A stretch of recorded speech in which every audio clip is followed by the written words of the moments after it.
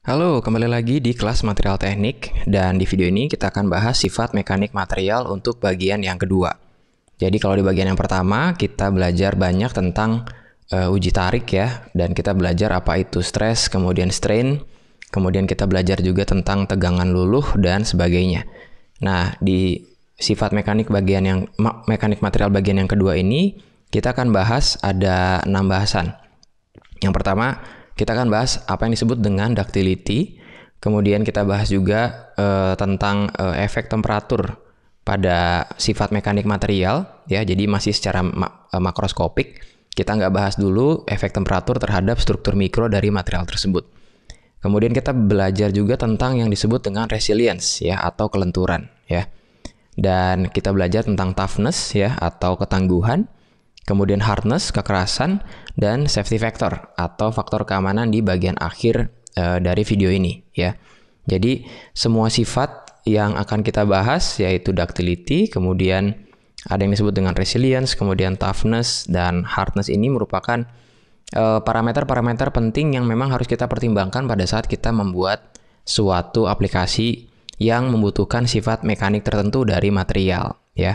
Dan terkhusus untuk keuletan material atau ductility, kemudian resilience dan juga toughness ini masih berhubungan dengan uji tarik, ya. Jadi masih parameter-parameter yang bisa kita ambil ketika kita melakukan uji tarik terhadap material. Oke, kita bahas satu-satu, ya. Nah, yang pertama adalah yang disebut dengan ductility atau dalam bahasa Indonesia disebut sebagai keuletan, ya. Nah, untuk keuletan tersendiri, untuk keuletan ini, dia merupakan ukuran seberapa besar deformasi plastis yang dapat ditahan hingga benar-benar patah, ya. Jadi kata kuncinya adalah seberapa besar deformasi plastis yang dapat ditahan hingga dia benar-benar patah, ya. Dan untuk istilah patah ini, ya, kita gunakan istilah yang disebut dengan fracture, ya.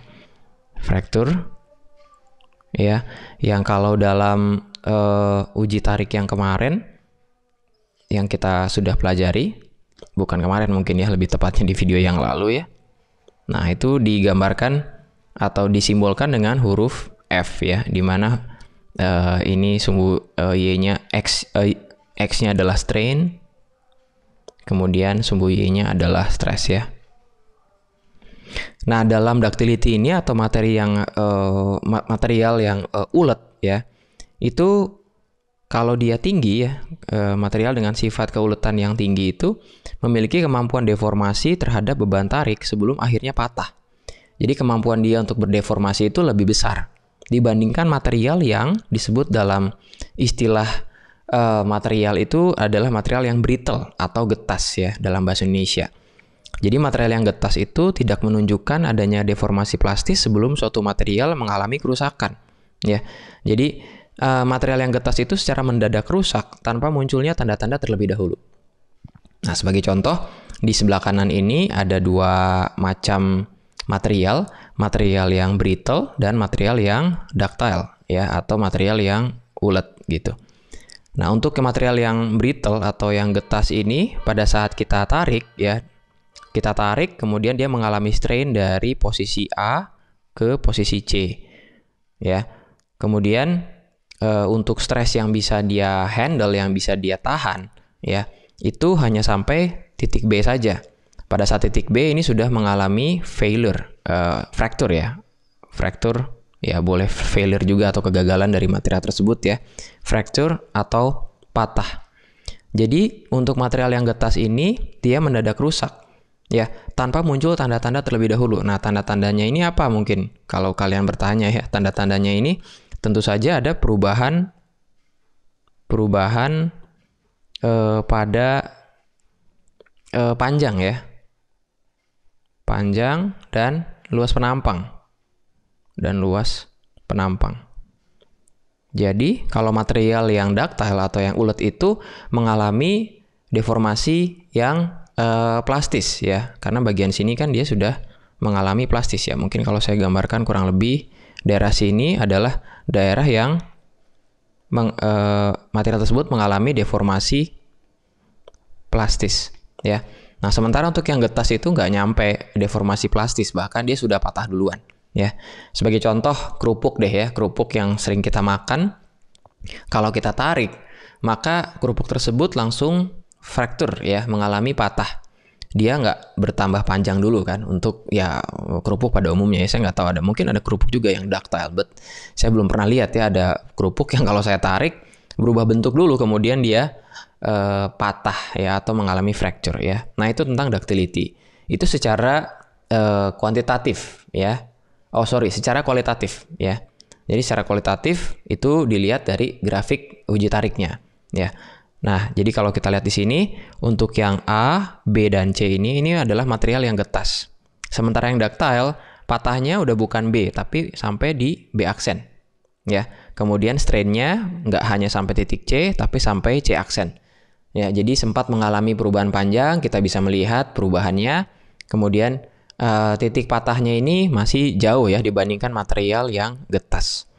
Nah, secara kuantitatif itu diukur dengan yang disebut dengan persentase dari pemanjangan material, ya.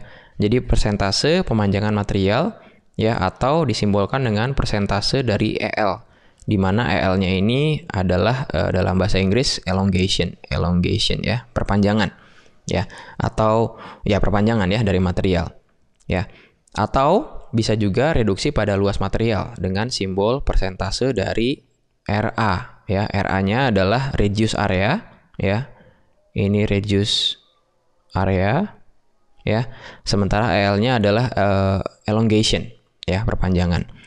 Nah, secara formula itu dapat dihitung dengan LF minus LO dibagi dengan LO ya. Di mana LF-nya adalah panjang akhir dan juga LO-nya adalah panjang awal. Sementara untuk RA juga sama, di mana AF-nya adalah luas akhir, ya, area final, dan juga A0-nya adalah A0, mungkin 0 ya, 0 ya. A0-nya itu adalah luas awal, ya. Nah, LF dan LF dan juga AF ini dihitung setelah patah ya. Jadi kalau ada material kemudian ditarik ya, sebelah sininya ditahan ya seperti uji tarik ya. Ditarik, mungkin saya lebih tepatnya gambarinnya nggak horizontal tapi vertikal ya. Seperti yang sudah dicontohkan di video sebelumnya ya. Jadi kalau saya tarik, maka yang terjadi adalah adanya dia menjadi leher dulu seperti ini kurang lebih ya. Oke, kurang lebih seperti ini saja saya gambarin ya. Saya nggak terlalu pintar gambar, but anyway, you get the point ya. Dia akan muncul area yang seperti leher ya, kemudian dia patah ya. Nah, LF dan AF ini dihitung setelah patah, kemudian kita gabungkan ya. Karena pada saat patah kan dia akan memiliki ya mungkin patahan seperti ini, kemudian patahan seperti ini mungkin ya. Kemudian kita gabungkan, pada saat digabungkan kita hitung berapa sih panjangnya ya. Kemudian kita juga hitung areanya ya, area yang terjadi perubahannya ya, seperti itu ya. Ini adalah AF-nya ya, yang bagian yang kecilnya. Oke ya, kurang lebih dari sini ya. Nah, seperti itu. Jadi kita hitung persentase perpanjangannya dan juga persentase pengurangan pada area ya, reduce area, persentase RA dan juga persentase EL gitu. Nah, terdapat manfaat nih kalau kita tahu tentang keuletan atau ductility dari material tersebut ya. Pertama, tentang ductility ini dia memberi informasi tentang seberapa besar deformasi plastis yang mungkin terjadi pada material hingga benar-benar patah. Jadi kita tuh dapat informasi seberapa besar sih dia bisa berubah bentuk sampai dia akhirnya patah. Yang kedua, itu memberi spesifikasi seberapa besar deformasi yang dapat terjadi ketika proses fabrikasi. Ya, karena pada saat kita membuat sesuatu, ya contohnya pada saat ya zaman dulu ya, pada saat Iron Age kan orang buat pedang ya. Dan kalau kalian lihat di film-film, cara mereka adalah dikasih panas, kemudian ditempa dengan palu, ya.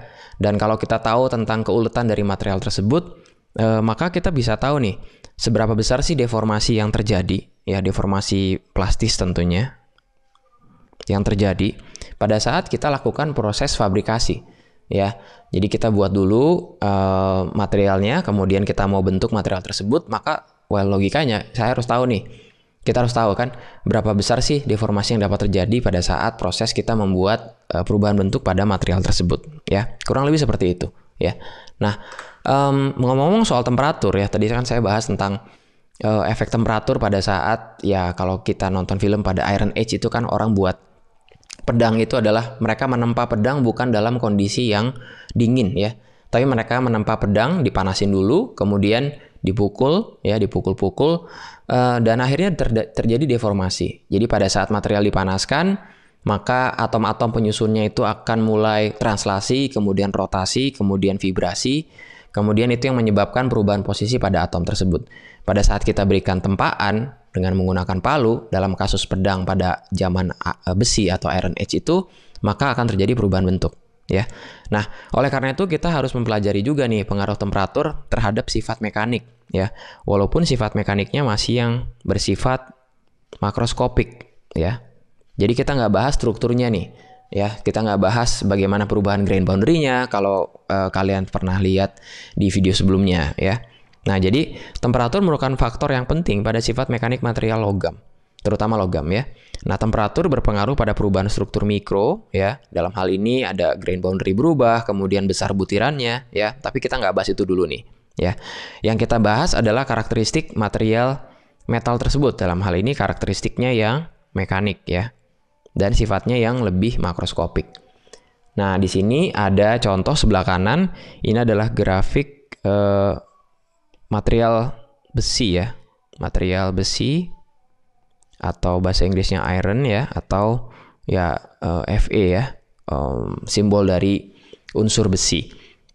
Nah, kalau kita lihat di sini ya, ada 3 macam suhu nih. Yang pertama minus 200, langsung getas ya. Kemudian minus 100 ya, kemudian 25 derajat Celcius nih ya. Nah, kalau kita lihat nih, untuk yang minus 200 ini sifatnya sudah sangat-sangat brittle ya, atau getas. Jadi kalau dingin banget itu baru saya mau tempah dia udah rusak ya. Dia sudah rusak nih. Ya, kemudian untuk yang minus 100 dia sempat ductile.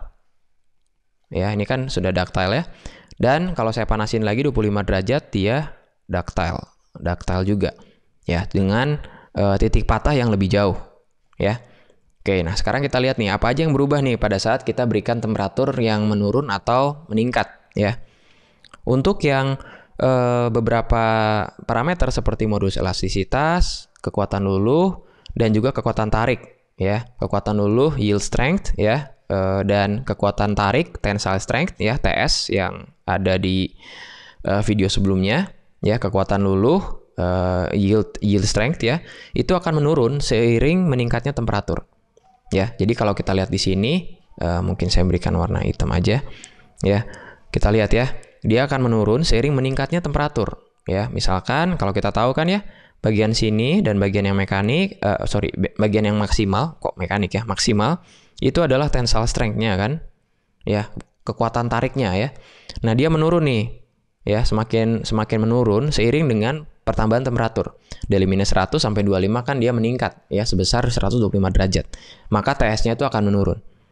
Ya, demikian halnya dengan yield strength. Yield strength-nya juga menurun. Ya, yield strength itu kan kita tahu kalau kita ambil sampai skala 0,002 ini ya, katakanlah di sini, kemudian ya kecil banget ya, sebelah sini lah ya. Kemudian saya tarik garis ya, yang paralel dengan bagian yang elastisnya ya. Kalau masih nggak mengerti apa yang saya katakan, coba lihat lagi pelajaran di video sebelumnya. Ya, nah itu akan menurun juga. Demikian halnya dengan modulus elastisitas. Ya, modulus elastisitas yang kita tahu atau modulus Young itu adalah perubahan stres terhadap perubahan strain. Ya, jadi kalau kita lihat perubahan stres itu adalah delta sigma dibagi dengan delta strain-nya. Ya, kita dapatkan modulus elastisitasnya. Ya, dan kalau kita lihat di sini dia akan menurun juga nih seiring dengan meningkatnya temperatur. Ya, dapat kita lihat dari daerah yang linear sebelah sini ya, seperti itu. Nah, sementara ada yang menarik nih, ternyata duktilitasnya atau keuletan material tersebut akan bertambah seiring dengan peningkatan temperatur. Jadi kalau kita lihat di sini yang paling jelas adalah titik fracture-nya makin jauh nih, ya, makin jauh. Kalau yang minus 100 ini adalah titik F-nya, dan yang 25 derajat ini adalah titik F-nya, ya. Maka logika dari orang yang blacksmith ya, yang pada zaman Iron Age itu kan seperti ini, dipanaskan sehingga deformasi plastisnya itu akan makin besar. Betul apa tidak? Ya kan? Kita lihat di sini kalau dia minus 100 ya duktilitasnya hanya sebesar ini nih yang garis biru, ya. Jadi duktilitas kita lihat lagi adalah kemampuan dia untuk berdeformasi plastis sampai dia patah. Jadi kalau dipanaskan, maka deformasi plastis dari material tersebut akan makin bertambah. Pada saat makin bertambah, kita bisa tempa dan juga dia dapat berubah bentuk, ya. Dan sekali lagi, yang nomor 2 ini nih, ya, alasan nomor 2 ini memberikan spesifikasi berapa besar deformasi yang dapat terjadi ketika proses fabrikasi, dan dia tergantung pada temperatur, ya. Nah, itu tentang efek temperatur. Nah, sekarang kita lanjutkan untuk parameter yang lain nih, yang disebut dengan resilience atau kelenturan, ya. Nah, resilience atau kelenturan ini masih diambil dari grafik uji tarik, ya. Jadi tadi duktilitas, resilience, kemudian nanti ada toughness, itu diambil dari grafik uji tarik, ya. Oleh karena itu kita harus kuasai banget nih dari gambar dari uji tarik, ya, yaitu kurva stres terhadap strain, ya. Nah, resilience atau kelenturan itu adalah kapasitas material untuk menyerap energi ketika mengalami deformasi elastis. Jadi kalau tadi duktilitas kita bahas lebih banyak tentang deformasi plastisnya, ya, ingat deformasi plastis adalah mulai terjadinya perubahan bentuk, sementara deformasi elastis ini sifatnya tidak permanen. Kita tarik, kemudian dielastis, kemudian kalau kita biarkan dia akan kembali lagi nih ke posisi semula, ya, atau ke panjang semula, ya. Jadi resilience itu adalah kapasitas material untuk menyerap energi ketika mengalami deformasi plastis. Nah, gimana cara ngitungnya? Secara kuantitatif dihitung dengan menggunakan yang disebut dengan modulus kelenturan atau U subscript R, UR, ya. Caranya adalah kita hitung luas daerah di bawah kurva pada saat dia mengalami deformasi plastis, ya. Jadi UR ini adalah luas daerah digambarkan dengan atau disimbolkan dengan integral. Pada saat kita menghitung integral suatu grafik, kita menghitung luas daerah kan. Luas daerah pada, saya bisa sebut mungkin zona, ya, zona elastis, ya, atau lebih jelasnya deformasi elastis, ya. Jadi diintegralkan dari 0, ya, ini kan titik 0, ya, sampai dengan epsilon y, ya. Epsilon y itu adalah strain pada saat yieldnya, pada saat mulai luluh, ya, itu, ya. Kemudian sigma, ya, sigma, dan juga D epsilon, ya. Jadi kalau saya mungkin dalam terminologi matematik, ya, ini kan sumbu Y, ini juga sumbu X, ya. Maka pada saat saya menghitung integral misalkan dari 0 sampai X tertentu, X1, ya, Y dx, ya. Nah, ini kan saya menghitung luas daerah di bawah kurva, ya. Seperti itu, ya. Sumbu X-nya adalah strain dan sumbu Y-nya adalah sigma. Ya, oleh karena itu ya cara menghitungnya, mengetahui kelenturan suatu material adalah kita integralkan, ya. Nah, kalau kita asumsikan dia daerah elastisnya linear, maka jadi seperti ini. Asalnya dari mana? Ya, asalnya dari, kalau saya asumsikan grafik yang bagian sini adalah linear, jadi tidak melengkung seperti ini, ya, tapi linear, maka yang saya dapatkan adalah segitiga, betul apa tidak? Ya kan? Segitiga kan? Dari 0 sampai epsilon y, kemudian bagian atasnya adalah sigma y, ya, y, sigma y. Nah, cara menghitungnya tentu saja ya setengah dari sigma y dikali dengan epsilon y, ya. Kalau dia linear, ya. Jadi kalau kita temukan, oh ini kira-kira linear nih, dia nggak ada lengkungan seperti ini, ya. Maka kita bisa aproksimasi dengan menghitung luas segitiga, ya. Nah, itu adalah resilience, ya. Jadi semakin besar atau semakin lentur material tersebut, material itu mengalami lebih banyak pada zona yang elastis, ya. Kemudian kalau kita menghitung ductility-nya atau sifat getasnya atau sifat yang brittle-nya itu, ya, itu kita amati pada zona yang plastis, ya. Jadi sebagai rangkuman dulu nih sampai di sini, resilience ini kita amati pada zona yang elastis, sementara untuk yang tadi ductility ya kita lebih banyak amati pada zona deformasi yang plastis ya. Nah, itu tentang resilience ya, cara menghitungnya dengan menggunakan integral. Kalau dia linear kita aproksimasi dengan bentuk segitiga. Ya. Oke, segitiga siku-siku ya tentunya ya, karena ini kan bagian sini siku-siku. Oke, ya seperti itu. Ya, nah sekarang kita lanjutkan lagi nih ke dalam toughness ya, atau yang disebut dengan ketangguhan ya. Nah, toughness ini adalah kapasitas material untuk menyerap energi sampai dia patah. Kapasitas material yang material tersebut menyerap energi sampai dia fracture ya, sampai dia patah gitu ya. Nah, material yang tangguh menggambarkan kekuatan atau ductility yang baik ya. Jadi kalau dia tangguh, kita bisa tahu nih ya kekuatannya dia, dan juga sifat uletnya juga pasti baik karena dia mampu menahan banyak energi pada saat sampai dia patah ya. Jadi seperti itu untuk toughness ya. Nah, pengukuran ketangguhan ditentukan berdasarkan luas daerah di bawah kurva tegangan-regangan dari titik asal hingga titik patah ya. Jadi dari titik asal, dari titik A sampai titik patahnya nih. Titik patahnya untuk material yang brittle atau sekali lagi yang getas ya, itu sampai, kenapa jadi getas ya, itu sampai titik C. Tapi untuk material yang ductile itu dari A sampai ke C aksen ya. Nah, kita hitung saja nih luas daerah di bawah kurva. Nah, untuk bentuk yang seperti ini secara matematis kita agak sulit untuk mengerjakannya secara analitik. Karena kita harus tahu fungsi dari grafik tersebut. Kita harus tahu fungsi daerah sini, kita harus tahu juga fungsi daerah sini, kemudian kita integralkan, kemudian kita jumlahkan. Ya. Nah, pada prakteknya digunakan metode numerik ya, dan di luar skop dari mata kuliah ini. Intinya kita hitung integral dengan bantuan komputer sehingga kita bisa dapatkan toughness, kriteria toughness atau ukuran toughness dari material tersebut. Ya, jadi seperti itu, dan dapat kita lihat sendiri dari material atau dari contoh ini. Untuk material yang getas ya, maka ya dia tidak tangguh ya. Dalam hal ini kita bandingkan dengan material yang ductile ya. Karena kalau kita hitung luas daerah di bawah kurvanya, yang bagian biru ini, saya mungkin arsir sedikit bagian biru ini, ya itu kan luas daerahnya secara kasat mata ya, itu kan lebih kecil dibandingkan yang warna apa ini, mungkin orange ya, atau coklat ya, dari material yang ductile ya. Nah, jadi sekali lagi kita belajar nih toughness, kita belajar yang disebut dengan ductility.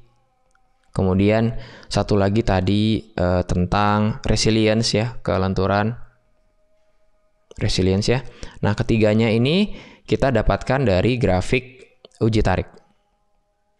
Uji tarik ya. Nah, uji tarik sendiri sebelumnya di video pertama di bagian sifat mekanik bagian pertama ya, kita belajar stres, kemudian kita belajar ini strain, kemudian kita belajar stres. Kita tahu apa itu titik luluh, tegangan luluh, kita tahu itu apa titik M maksimalnya atau yang disebut dengan TS ya, dan juga satu lagi titik F ya. Ya, jadi selain kita belajar uji tariknya nih, bagaimana melakukan secara eksperimen, kita belajar juga ada begitu banyak terminologi yang harus kita pahami. Mulai dari epsilon, sigma, ya, kemudian yield strength-nya, kemudian tensile strength-nya, failure, sampai yang kita baru pelajari di bagian kedua dari sifat mekanik ini, ductility, resilience, dan juga toughness. Ya, seperti itu. Nah, setelah kita belajar uji tarik, nah sekarang kita tinggalkan dulu nih uji tarik ya. Sekarang kita akan belajar tentang yang disebut dengan hardness ya, atau kekerasan ya. Nggak enak ya dalam bahasa Indonesianya kekerasan ya, konotasinya nggak terlalu negatif. Anyway, nah yang menarik dari uji kekerasan ini, hardness ya, ini merupakan ukuran ketahanan material terhadap deformasi plastis yang terlokalisasi. Ya, jadi kata kuncinya pada localized ya, tidak menyeluruh ya. Ingat, untuk uji tarik itu perubahannya mesti uniform ya, uniform dalam satu daerah tertentu ya. Jadi kita tarik sampai dia patah. Nah, yang menarik dari hardness ini adalah dia terlokalisasi ya. Dan kalau bisa saya bahasakan nanti yang akan kita lihat, uji hardness ini sebenarnya ujinya uji tekan pada daerah tertentu dari material ya. Nah, sekarang kita lihat bagaimana definisi ya atau parameter dalam hardness ini ya. Jadi yang disebut dengan hardness itu adalah yang terlokalisasi seperti tadi yang saya bilang ya. Nah, terdapat beberapa tes ya. Yang pertama adalah Brinell test, di mana material tersebut ditekan dengan material yang bentuknya bola ya, seperti yang kanan ini. Oke. Lalu ada yang disebut dengan Vickers ya. Vickers itu dengan menggunakan bentuk yang lebih seperti diamond ya, seperti intan. Bukan diamond intan ya, diamond ya, tahu ya diamond ya. Jadi kalau kita lihat yang bentuk ini kan bentuk bawahnya itu segitiga lancip ya. Seperti itu. Jadi kalau 2 dimensi segitiga kalau kita lihat dari depan, tapi kalau kita lihat secara 3 dimensi itu bentuknya seperti diamond ya, lancip ujungnya. Kemudian ada yang disebut dengan uji knob micro hardness dan juga Rockwell. Yang paling banyak dites secara untuk mengetahui hardness atau kekerasan dari material itu adalah uji yang Brinell dan juga Rockwell. Ya, lebih banyak sebenarnya yang Rockwell. Ya, nah kita lihat nih untuk yang Rockwell itu ada 2 macam material yang menekan material yang akan kita uji, yaitu yang bentuknya diamond ya atau cone ya, dan juga yang bentuknya spherical atau bulat seperti ini ya, seperti pada gambar ya. Nah, untuk menyatakan kualitatifnya nih itu digunakan yang disebut dengan skala Mohs ya, MOCH, skala Mohs ini ya. Skala Mohs, nah saya akan bahas grafik yang sebelah kanan dulu nih ya. Itu mulai dari 1, ini kan Mohs ya, Mohs hardness itu mulai dari 1 yang paling ya mungkin yang paling cupu lah ya, yang paling rapuh ya, yang paling nggak terlalu keras ya, bukan nggak terlalu keras, yang paling lembut lah ya, yang paling soft ya, itu bahasa yang tadi saya cari ya, paling soft sampai yang paling hard ya, yaitu sampai intan tuh diamondnya ya. Nah intan diamond ya, intan ya atau diamond ya, itu material yang paling keras ya, diamond. Kemudian ada skala 2 sampai skalanya 9 ya. Nah, itu dengan skala Mohs-nya ya. Nah, ini adalah bentuk-bentuknya ya. Jadi sekali lagi yang paling banyak itu adalah Brinell dan juga Rockwell. Brinell menggunakan spherical ya. Rockwell menggunakan spherical dan juga yang bentuknya cone ya. Itu bentuknya ya, cone ya maksud saya ya, cone. Seperti ini ya. Nah, apa sih bedanya antara Rockwell dan Brinell ya? Kalau Rockwell itu yang dihitung adalah kedalamannya ya. Jadi Rockwell ini dia menghitung kedalamannya. Jadi ini menghitung kedalaman materialnya ya, kedalaman kerusakannya. Saya bisa bilang mungkin kerusakan, kedalaman kerusakan. Oke, sebagai contoh nih, kalau saya punya material ya, kemudian saya tekan dengan let's say yang cone ya.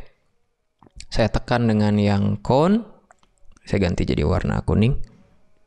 Nah, seperti ini ya. Kemudian begitu ditekan kan dia akan mulai rusak ya. Kemudian cone-nya akan masuk ke dalam sini ya. Nah, yang dihitung adalah kedalamannya nih.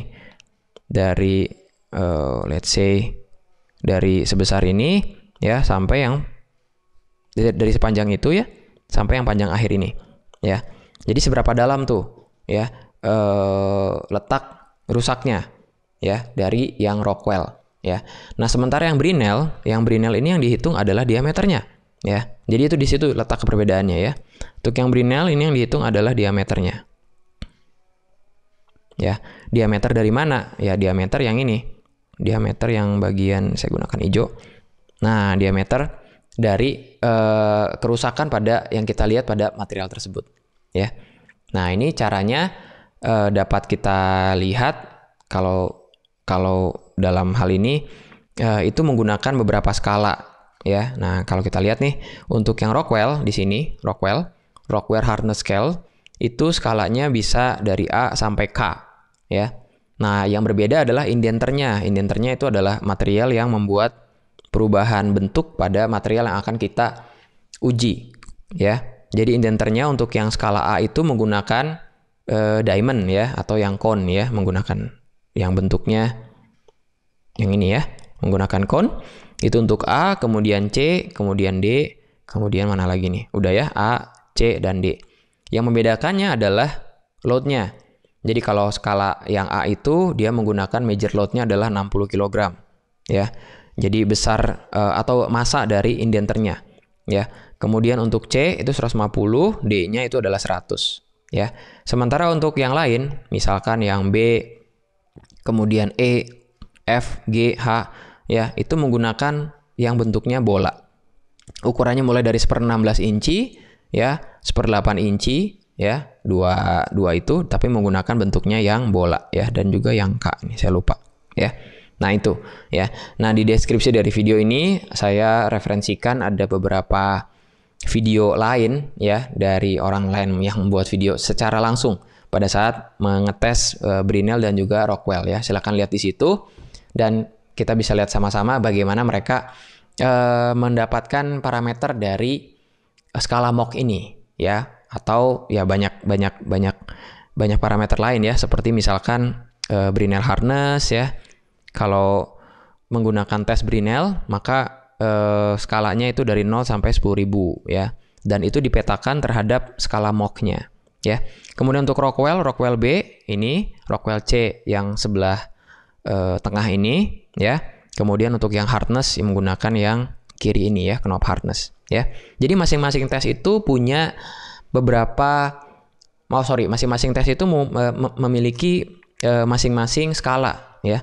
Jadi kalau Rockwell ya pakai skala Rockwell, kalau Brinell pakai skala Brinell. Nah, oleh karena itu dirumuskanlah yang disebut dengan skala Mohs, ya, atau Mohs hardness.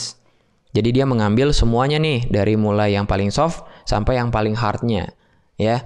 Dan itu merangkum semua dari setiap tesnya, ya. Nah, kalian mengerti sampai sini, ya.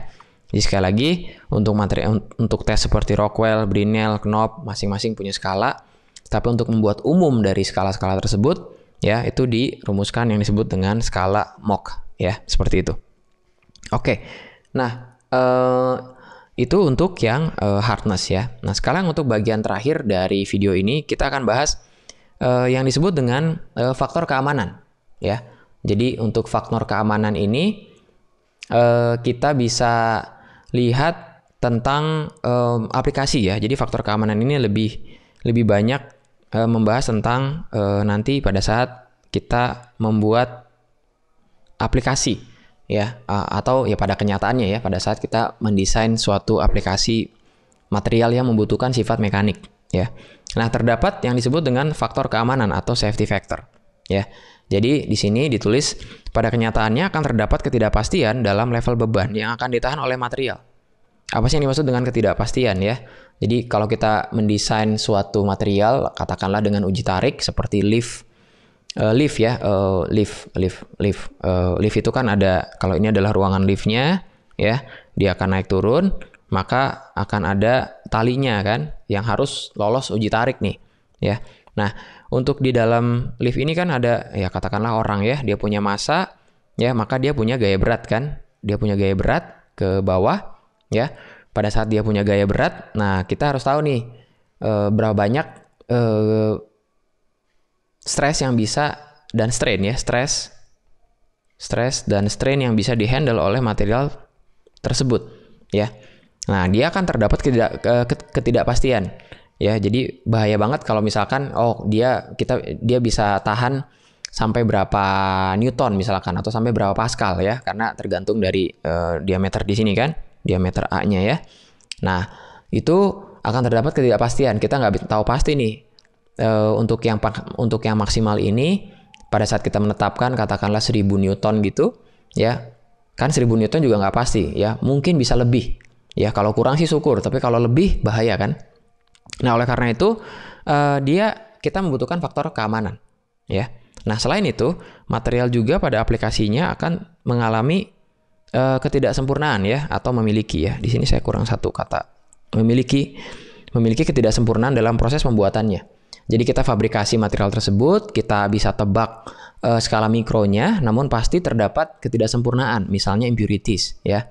Ada zat lain atau ada unsur lain yang masuk dalam proses fabrikasi kita. Itu yang membuat material tersebut tingkat stresnya jadi berkurang, tingkat strainnya juga jadi berkurang, yang bisa ditahan, ya. Nah, oleh karena itu pada saat mendesain material untuk suatu aplikasi harus dipertimbangkan yang disebut dengan faktor keamanan.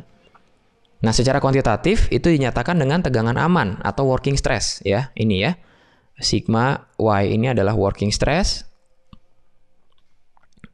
yang memang lebih banyak dilihat nih nilainya ya. Dipertimbangkan nilainya pada saat aplikasi dibandingkan dengan tegangan luluhnya ya. Yang kita tahu kan ini adalah bukan working yield ya. Ini adalah bagian yieldnya kan atau luluhnya ya. Ingat, ini adalah batas antara yang plastis dan juga yang elastis ya. Nah, sekali lagi nih, kalau kita membuat si tegangan luluh ini sebagai yang ukuran pada saat kita membuat aplikasi, maka tentu saja bahaya ya. Karena pada saat tegangan luluh tertentu, stresnya bisa lebih dan akhirnya dia akan masuk pada zona plastis yang tidak kita inginkan. Ya, sedapat mungkin untuk beberapa aplikasi dan banyak aplikasi kita ingin hanya sampai yang elastis nih, tidak sampai berubah bentuk. Ya, nah working stress akan selalu lebih kecil dibandingkan dari tegangan luluhnya, karena N-nya sendiri adalah faktor keamanan. Ya, N-nya ini adalah safety factor.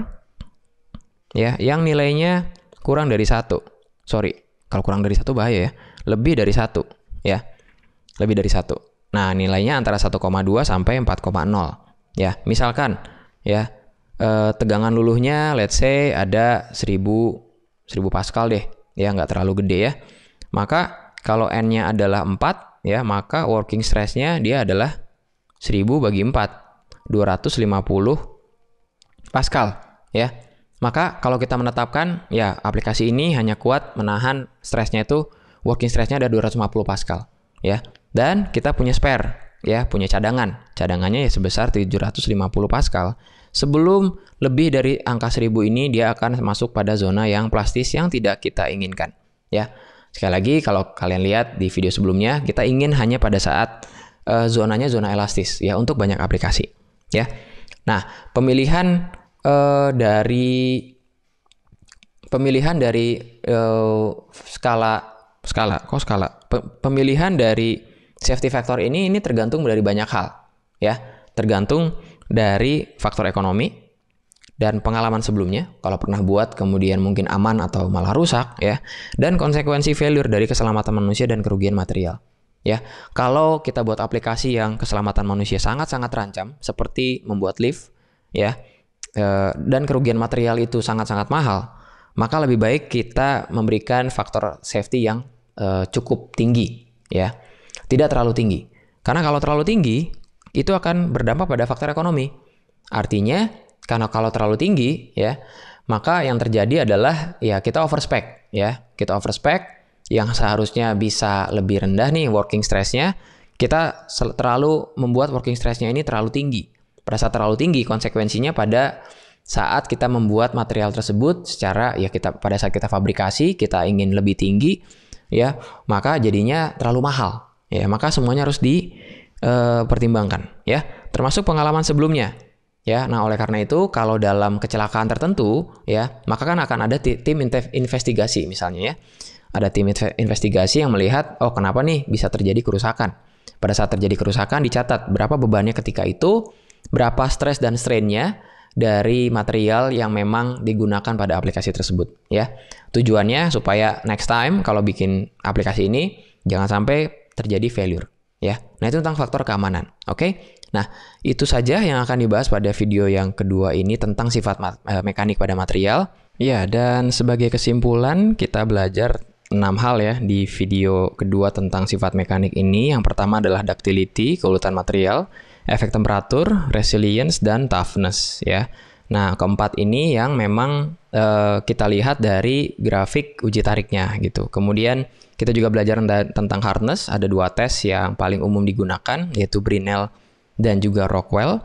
Yang satu ngitung kedalaman, yang satu ngitung diameter ya dari indentation ya, yang memang kita aplikasikan pada material yang ingin kita uji.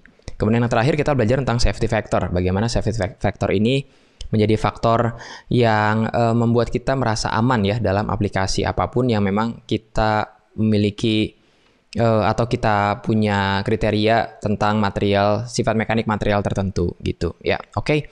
Demikian untuk kuliah yang kedua ini dan sampai ketemu di kuliah atau di video selanjutnya. Terima kasih.